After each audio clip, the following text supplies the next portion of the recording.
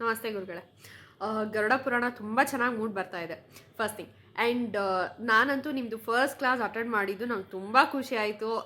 ನಮ್ಮ ತಾಯಿ ಅವ್ರ ಫ್ರೆಂಡ್ ಮೂಲಕ ನಿಮ್ಮ ಲಿಂಕ್ ಕೊಡಿಸಿದ್ರು.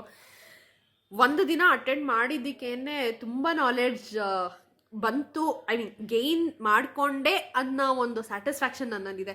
ಏಕೆಂದರೆ ನಾವು ಏನು ಅನ್ಕೋತೀವಿ, ಸತ್ತಿದ ತಕ್ಷಣ ಯಮಲೋಕಕ್ಕೆ ಹೋಗ್ಬಿಡ್ತೀವಿ ಅಂತ. ಬಟ್ ನೀವು ಒಂದೊಂದು ಇಲ್ಲ ಇಷ್ಟು ಪುರ ಎಲ್ಲ ನಾವು ದಾಟ್ಕೊಂಡು ಯಮಲೋಕಕ್ಕೆ ಹೋಗ್ತೀವಿ.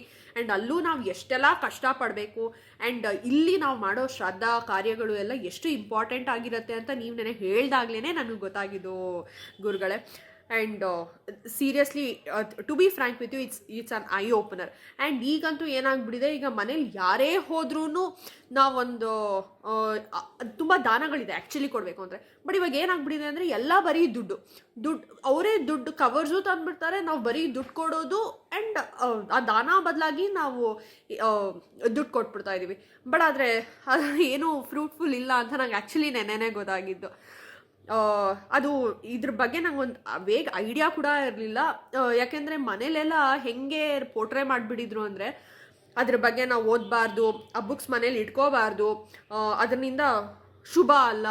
ಸೊ ಆ ಕ್ಯೂರಿಯಾಸಿಟಿನೇ ನೀನು ಬಿಲ್ಡ್ ಮಾಡ್ಕೋಬೇಡ, ಅದರಲ್ಲಿ ಏನಿದೆ ಅನ್ನೋದು ಅದು ಹಾಗೆ ಇದ್ಬಿಡ್ಲಿ ಒಂದು ಇಷ್ಟು ವರ್ಷ ಬರೀ ಅದ್ರ ಒಂದು ಪುರಾಣ, ಗರುಡ ಪುರಾಣ ಅನ್ನೋದು ಒಂದು ಇದೆ, ಆದರೆ ಅದರೊಳಗೆ ಏನಿದೆ ಅನ್ನೋದು ಖಂಡಿತ ಗೊತ್ತಿರಲಿಲ್ಲ.